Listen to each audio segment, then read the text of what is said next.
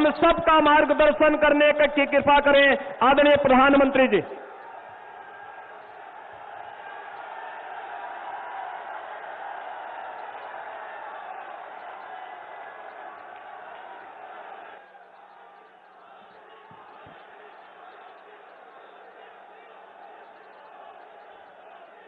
नमस्कार। भारत माता की, भारत माता की।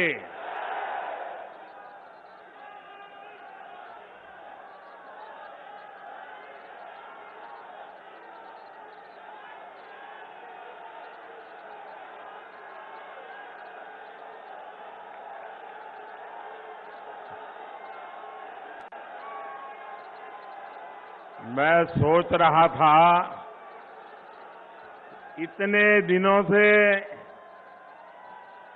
आप सब चुनाव अभियान में लगे हैं, लेकिन मैं देख रहा हूं आपकी ऊर्जा भी बढ़ रही है, उत्साह भी बढ़ रहा है।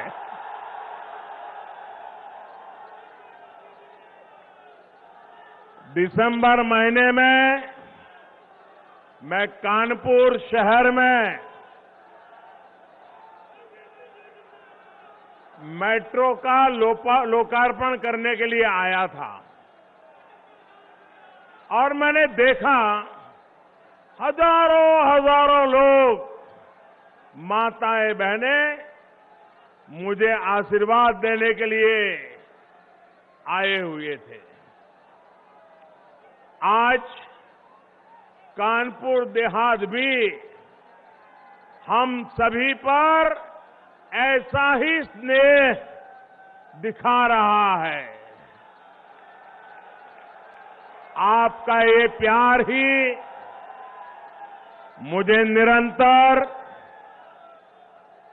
प्रेरित करता है कि आपके लिए दिन रात मेहनत करो, दिन रात आपके लिए मैं खुद को खपाता रहूं। साथियों, कानपुर देहात बिठूर की इस पावन धरती में हमें गुरु परंपरा से लेकर आजादी तलक हर प्रकार का जीवन में एक ललक, एक जोम, एक कमिटमेंट हमें नजर आता है। आज हमारे साथ जालौन के भी लोग वर्चुअली जुड़े हुए हैं। हाथ से बने रंग बिरंगे कागजों के लिए प्रसिद्ध जालौन की धरती को भी मैं प्रणाम करता हूं। साथियों, मैं कानपुर देहात का एक और वजह से बहुत आभारी हूं। कानपुर देहात ने अपने सपूत को देश के सर्वोच्च पद पर भेजा है।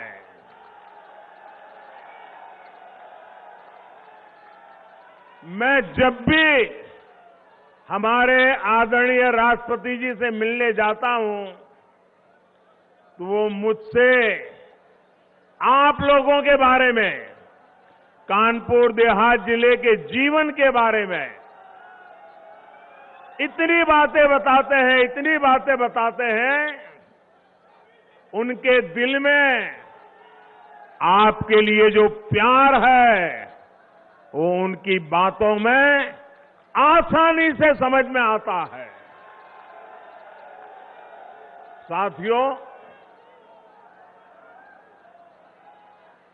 साथियों, आज उत्तर प्रदेश में दूसरे चरण और उत्तराखंड में और गोवा में मतदान हो रहा है। मैं सभी मतदाताओं, विशेषकर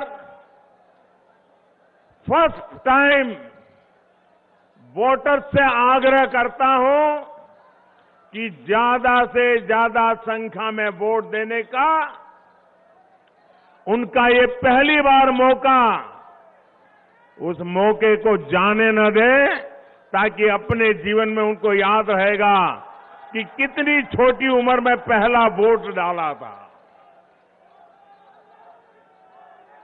आज उत्तराखंड में भी चुनाव हो रहा है, आज गोवा में भी चुनाव हो रहा है, और अब जब गोवा में चुनाव हो रहा है तो मैं देश के मतदाताओं के सामने, और विशेषकर जहां चुनाव चल रहा है वहां के मतदाताओं को भी एक बात से अवगत कराना चाहता हूं। मैंने कल गोवा के एक अखबार का इंटरव्यू देखा। देखिए, चुनाव गोवा में चल रहा है और टीएमसी, ममता बनर्जी की पार्टी, उनके एक नेता, उसने गोवा में, वो चुनाव पहली बार लड़ रहे हैं, और उनको पूछा गया कि यहां आपकी पार्टी का कोई वजूद तो है नहीं, आप यहां चुनाव लड़ने क्यों आए हो? तो उन्होंने क्या जवाब दिया? वो जवाब देश के इलेक्शन कमीशन के लिए भी गौर करने जैसा है, हिंदुस्तान के मतदाताओं को भी गौर करने जैसा है, और मेरे उत्तर प्रदेश के मतदाताओं को भी गौर करने जैसा है। क्या जवाब दिया? बंगाल की टीएमसी पार्टी जो गोवा में चुनाव लड़ने गई है, वो कहती है हमने तो उस पार्टी से इसलिए गठबंधन किया है क्योंकि हम गोवा में हिंदू वोटों को बांटना चाहते हैं। आप देखिए, ये हिम्मत, क्या ये लोकतंत्र, ये सेकुलरिज्म है क्या? आप खुलेआम कहें कि हम हिंदू वोटों को बांटना चाहते हैं, तो आप किसके वोट इकट्ठा करना चाहते हो? ये भेदभाव, क्या ये भाषा लोकतंत्र की है क्या? मैं गोवा के मतदाताओं को कहना चाहता हूं, ये मौका है इस प्रकार की राजनीति को दफना देने का।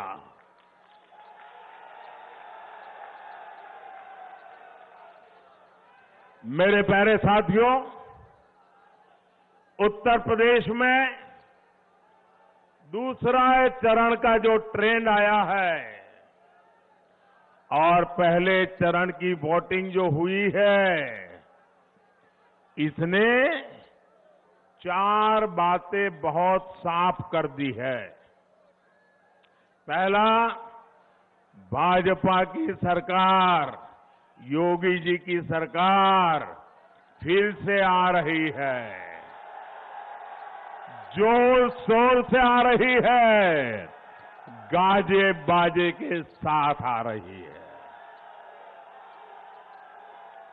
दूसरा, हर जाति, हर बिरादरी के लोग, हर वर्ग के लोग बिना बटे, गांव और शहर बिना बटे, आज बिना किसी भ्रम में पड़े एकजुट होकर यूपी के तेज विकास के लिए वोटिंग करके पहले फेज में बीजेपी को बहुत आगे बढ़ा दिया है, और दूसरा फेज भी बढ़ रहा है।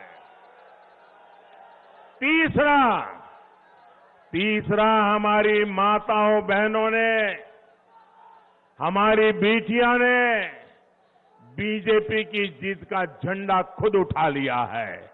माताओं बहनों ने सुरक्षा के नाम पर सम्मानपूर्वक जो जिंदगी मिल रही है, उसके लिए माताओं बहनों ने बीजेपी को जिताने का झंडा उठा लिया है। चौथा, ये पहले 2 चरण के आधार पर मैं विश्वास से कह रहा हूं। चौथा, मेरी मुस्लिम बहनें चुपचाप बिना किसी शोर शराबे के मन बनाकर मोदी को आशीर्वाद देने के लिए घर से निकल रही है। हमारी मुस्लिम महिलाएं, हमारी मुस्लिम बहनें, बेटियां जानती हैं कि जो सुख दुख में काम आता है वो ही अपना होता है। इन 4 बातों ने इन गौर परिवारवादी लोगों का चारों खाने पर चित्त कर दिया है भाइयों, उनको पराजित कर दिया है। यूपी के लोगों ने इन्हें 2014 में हराया, 17 में फिर से हराया, 19 में फिर एक बार हराया और अब 22 में भी गौर परिवारवादी फिर से हारेंगे।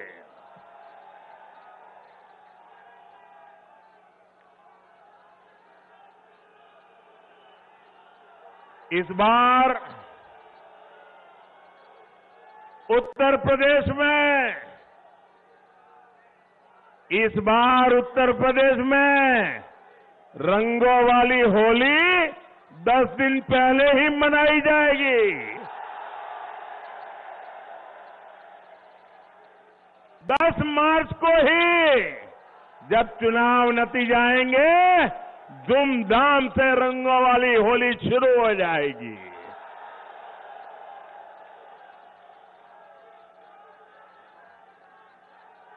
भाजपा की प्रचंड जीत की खुशी मनेगी। हर बार ये लोग चुनाव में आते हैं तो नया पार्टनर लेकर के आते हैं, नया साथी लेकर के आते हैं। नए साथी के कंधे के भरोसे चलने की कोशिश करते हैं। आप लोग ऐसा लोगों पर विश्वास करेंगे कि जो हर चुनाव में जिस साथी को लाते हैं उसको भी धक्का मार करके निकाल देते हैं, दूसरे चुनाव में दूसरा साथी लाते हैं, तीसरे चुनाव में तीसरा साथी लाते हैं। जो साथी बदलते हैं वो आपका साथ देंगे क्या? वो आपका साथ देंगे क्या? जो चुनाव में साथ जिएंगे साथ मरेंगे के वादे करते हैं, चुनाव समाप्त होते ही लात मार देते हैं, वो आपका भला करेंगे क्या? अरे जो अपने साथियों पे भरोसा नहीं करते वो आप पे भरोसा करेंगे क्या? आपका भला करेंगे क्या? आपको साथ देंगे क्या? तो ऐसे लोगों पर हम भरोसा कर सकते हैं क्या? ऐसे लोगों के साथ हम चल सकते हैं क्या? जो सिर्फ गौर परिवार का भला करना चाहते हैं, वो कभी हमें के युवाओं का भला करेंगे क्या? यहां की माताओं बहनों का भला करेंगे क्या? यहां की बेटियों का भला करेंगे क्या? और इसलिए भाइयों बहनों, मैं आपसे आग्रह करने आया हूं, सारी समस्याओं का समाधान विकास में ही है, हमें विकास के रास्ते पर चलना है।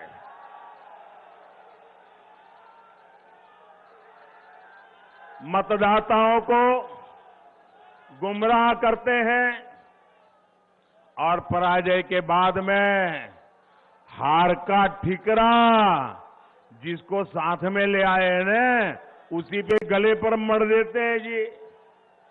आप देखिए 10 मार्च के बाद कैसे ये लोग अपने नए साथी को कोसना शुरू करेंगे। दोनों एक दूसरे को तू मैं करेंगे। साथियों, पहले की सरकारों ने यूपी के सामर्थ्य के साथ इंसाफ नहीं किया। इन लोगों ने यूपी को लूटा, दिन रात लूटा और यहां के लोगों को अपराधियों, दंगाइयों, माफियाओं के हवाले कर दिया। ऐसा हुआ था कि नहीं हुआ था? आप ऐसी मुसीबतें में जीते थे कि नहीं जीते थे? असुरक्षा थी कि नहीं थी? इन लोगों ने तरीका ऐसा बनाया था कि परिवार के हर सदस्य को इनकी राज करने का तरीका मालूम है ना आपको? ये गौर परिवारवादी जब राज करते थे तो परिवार के सदस्यों को अलग अलग इलाका बांट देते थे। भतीजा इस जिले में से रुपये कमाएगा, भांजा यहां से लूटेगा, बहन उस इलाके की मालिक, चाचा उस इलाके का मालिक। उन्होंने इलाके बांट दिए थे कि नहीं? लूटने के तरीके खोज लिए थे कि नहीं? लोगों का भला करने के लिए नहीं, लूट करने की व्यवस्था बनाई थी कि नहीं बनाई थी? वही आपका एरिया लूट लो। भाइयों बहनों, इन लोगों का बस चलता, इन लोगों का बस चलता तो कानपुर और कानपुर की तरह ही यूपी के और शहरों में एक एक मोहल्ला माफियागंज के नाम से बना देंगे। क्या हर शहर में माफियागंज मोहल्ला चाहिए क्या? हर नगर में माफियागंज मोहल्ला चाहिए क्या? ये माफियाओं से मुक्ति चाहिए कि नहीं चाहिए?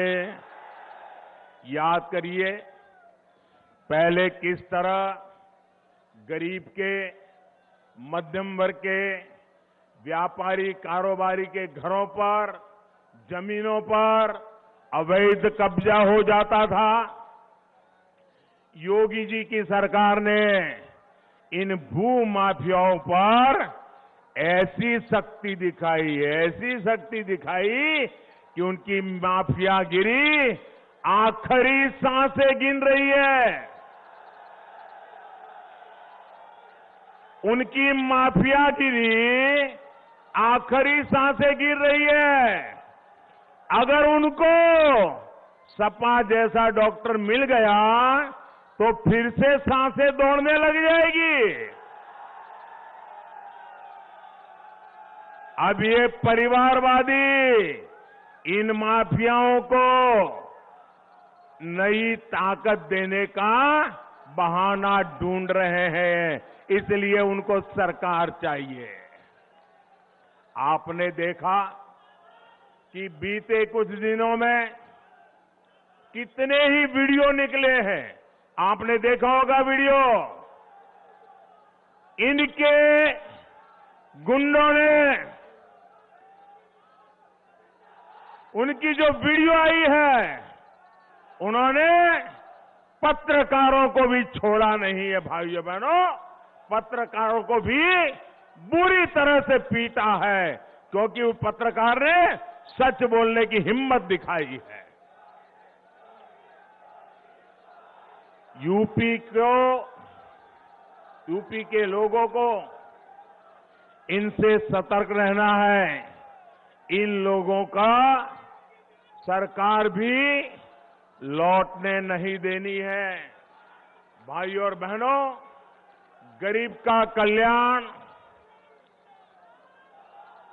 उसका सशक्तिकरण भाजपा की सर्वोच्च प्राथमिकता है। आप याद करिए, 2017 से पहले जब इन गौर परिवारवादियों की सरकारें थी, तब आए दिन यूपी में राशन घोटाले की खबरें आती थी कि नहीं आती थी? राशन घोटाला होता था कि नहीं होता था? गरीब का राशन मार लिया जाता था कि नहीं मार लिया जाता? इन लोगों ने लाखों फर्जी राशन कार्ड बनाकर राशन माफियाओं का दांडव ऐसा पैदा कर दिया था जो गरीब को भूखे रहने के लिए मजबूर करता था। डबल इंजन की सरकार ने फर्जी राशन कार्डों के इस खेल को खत्म कर दिया। आज यूपी के करोड़ों नागरिकों को मुफ्त राशन का डबल बेनिफिट मिल रहा है, पूरा बेनिफिट मिल रहा है। यही कारण है कि 100 साल के बाद इतने बड़े संकट में, इतनी बड़ी दुनिया की महामारी, दुनिया की इतनी बड़ी बीमारी में भी गरीब का चूल्हा जलता रहा है भाई। और मेरी माताओं बहनों, संकट अगर आ भी गए हैं, ये मोदी है, मेरी गरीब मां बहन का चूल्हा कभी बुझने नहीं देगा। One nation one ration card योजना भी मदद कर रही है। अगर यूपी का कोई परिवार किसी दूसरे राज्य में जाए, अगर वो उत्तर प्रदेश से मानो गुजरात चला गया, महाराष्ट्र चला गया, कर्नाटक चला गया, पंजाब चला गया, तो उसको अब उसके राशन कार्ड भले यूपी का होगा, उसको पंजाब में भी राशन मिलेगा, महाराष्ट्र में भी राशन मिलेगा, मुंबई में भी राशन। एक राज्य से दूसरे राज्य कोई जाएगा, गरीब आदमी भूखा नहीं मरेगा। भाई और बहनों, डबल इंजन की सरकार का काम कैसा होता है?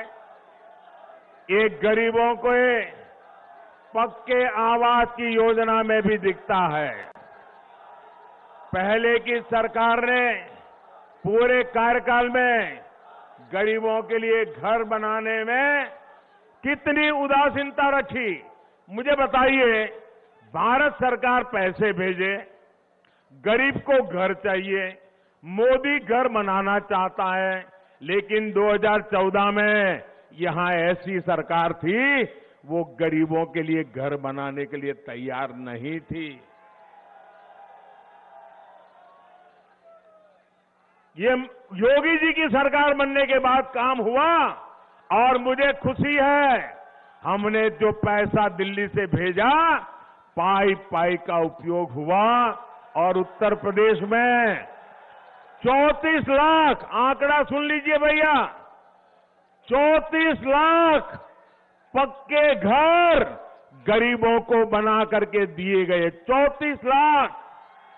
कितने कितने भैया, कितने? 34 लाख। और आज एक घर की कीमत होती है कितनी भाई? लाखों में होती है कि नहीं होती है? इसका मतलब उत्तर प्रदेश में 34 लाख गरीब जो उनको घर मिला, वो लखपति हुए कि नहीं हुए? मोदी ने आकर के 34 लाख गरीबों को लखपति बनाया कि नहीं बनाया? योगी जी ने लखपति बनाया कि नहीं बनाया? और इसमें भी 13 लाख घर हमारे दलित भाई बहनों को मिले हैं। भाइयों, कोई भेदभाव नहीं।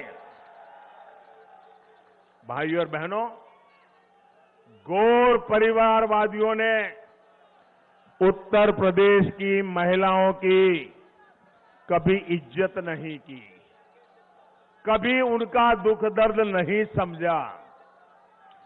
किसी भी मजहब की महिलाएं हो, किसी भी पंथ की बेटियां हो, हमारी सरकार बिना भेदभाव उनके हितों की रक्षा में जुटी है।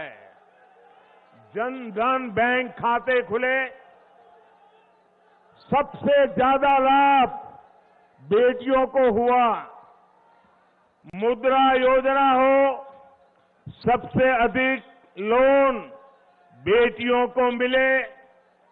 स्वयं सहायता समूहों के बिना गारंटी ज्यादा पैसा देना हो, सबसे अधिक लाभ हमारी मां बहन बेटियों को मिला।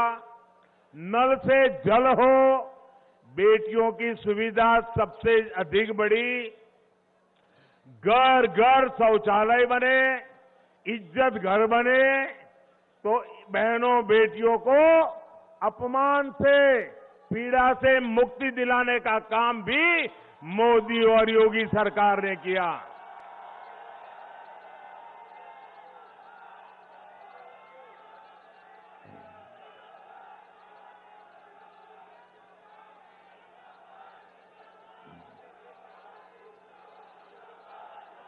जिस पीएम आवास योजना के बारे में मैंने अभी बताया, उसमें जो घर दिए जा रहे हैं, उसमें ज्यादातर महिलाओं के ही नाम।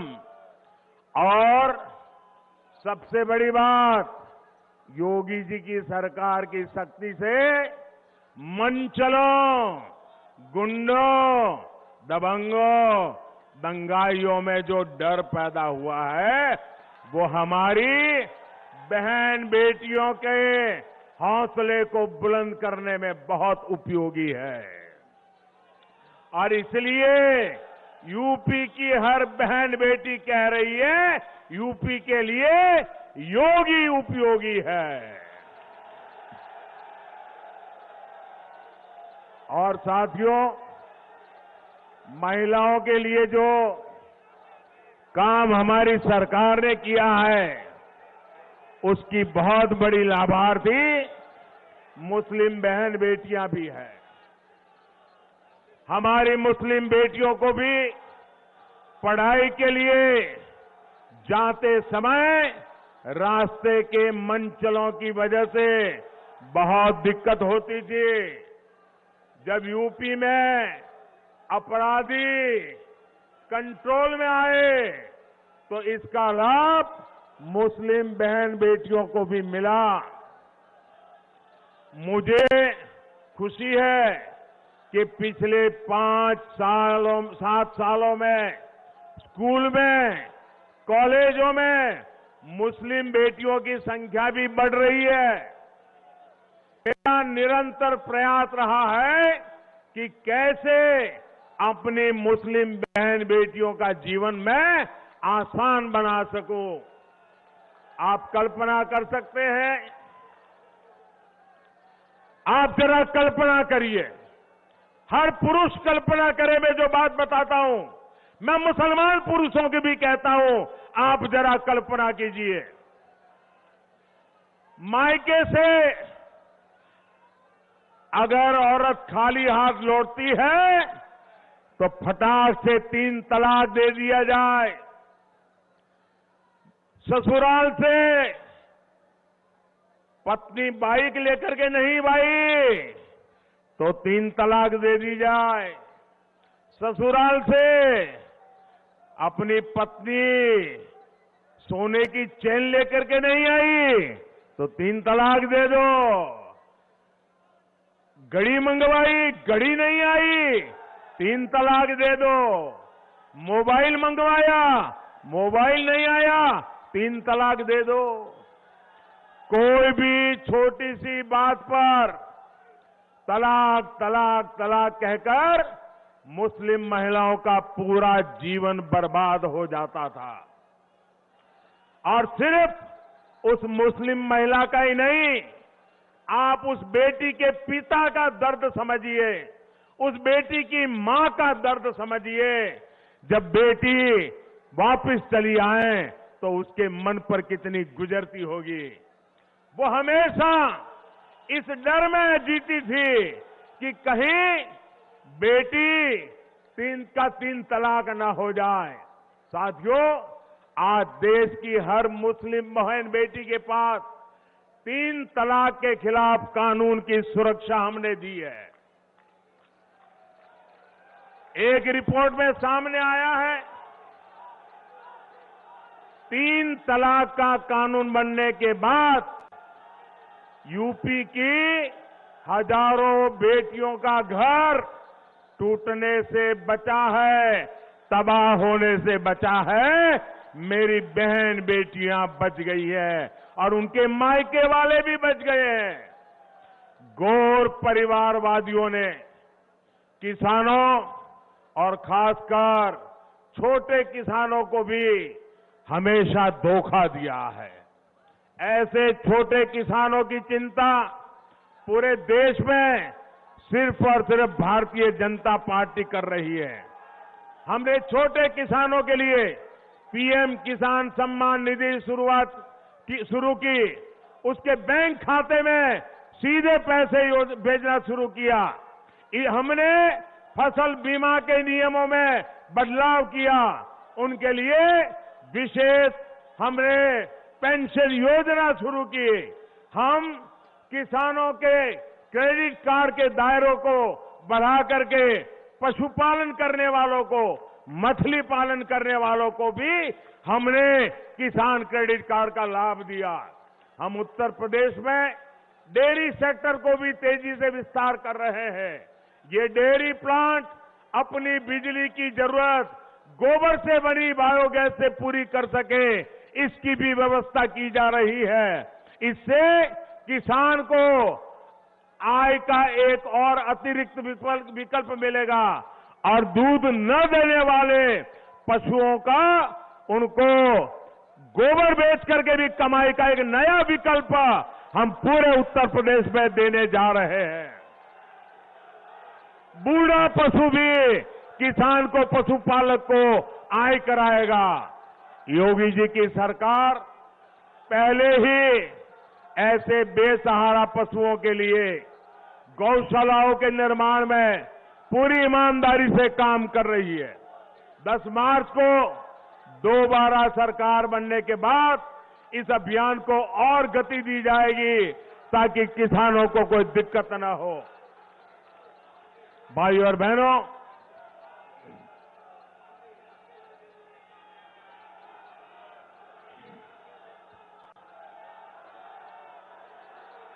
गन्ना किसानों के हितों को ध्यान में रखते हुए हमारी सरकार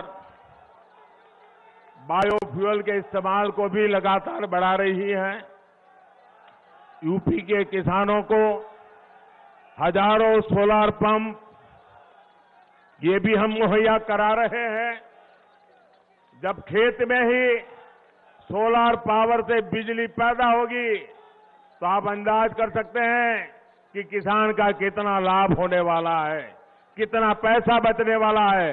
हमारी कोशिश है हमारा अन्नदाता ऊर्जा दाता भी बने, इसके लिए भी हम काम कर रहे हैं। इस बार भाजपा ने संकल्प पत्र जारी किया है, उसमें भी बिजली से लेकर खेती किसानी से जुड़े बड़े संकल्प लिए गए हैं। 10 मार्च को सरकार बनने के बाद इन संकल्पों पर तेजी से काम किया जाएगा। भाजपा सरकार गंगा जी के किनारे बसे लोगों में प्राकृतिक खेती, केमिकल फ्री खेती को भी प्रोत्साहन दे रही है। भाइयों और बहनों, आज भाजपा की डबल इंजन सरकार यूपी को आधुनिक सुविधाएं देने में भी जान से जुटी हुई है।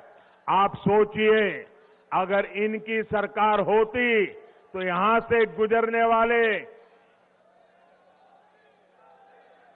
यहां पर जो डेडिकेटेड फ्रेट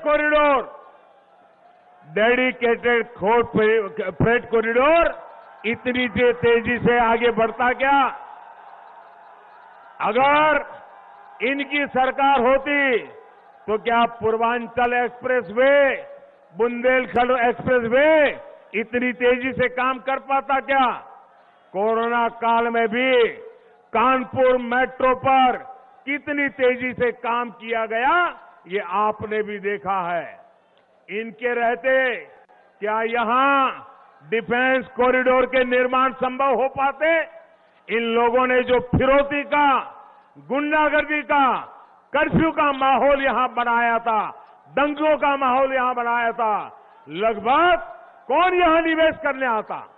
साथियों, माफियावादियों ने कानपुर में उद्योगों को तालाबंदी की तरफ धकेला।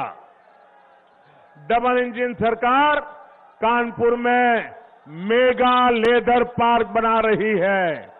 जो पहले सरकारों में थे, इन्होंने विदेशी आयात को प्राथमिकता देकर जालौन के कागज उद्योग को भी बर्बाद कर दिया था।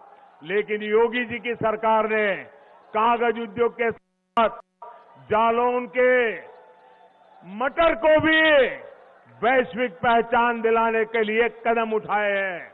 आज जब मोदी देश में वोकल फॉर लोकल, लोकल के लिए वोकल होने की अपील करता है, तो उसके पीछे आप जिन उद्योगों से जुड़े हैं, आपके उद्योगों को ताकत देने का हम काम कर रहे हैं।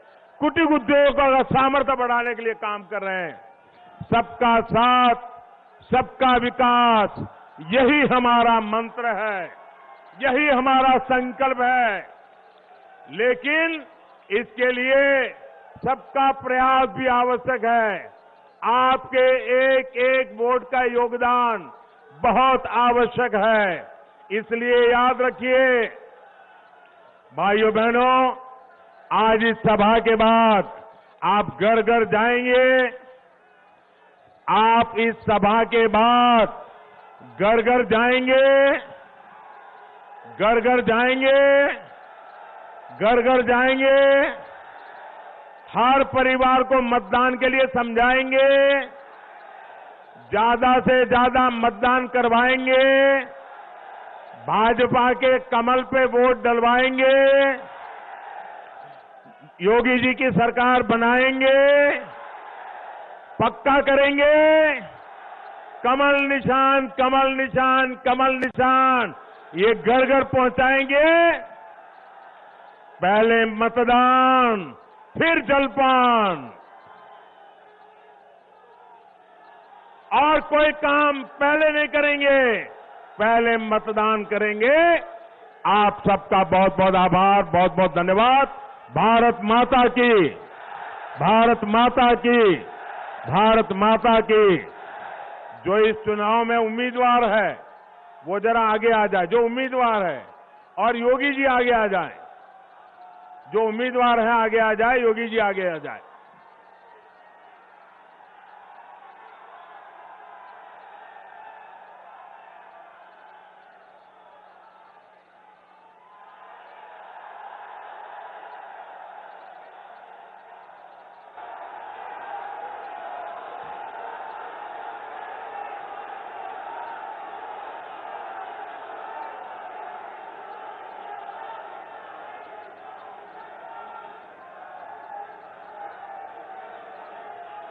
प्रधानमंत्री को आपने सुना अकबरपुर कानपुर देहात, जो ग्राउंड है अकबरपुर कानपुर देहात का, वहां पर जनसभा को संबोधित वो कर रहे थे और काफी जोशीला अंदाज था। और देखिए 16 जिलों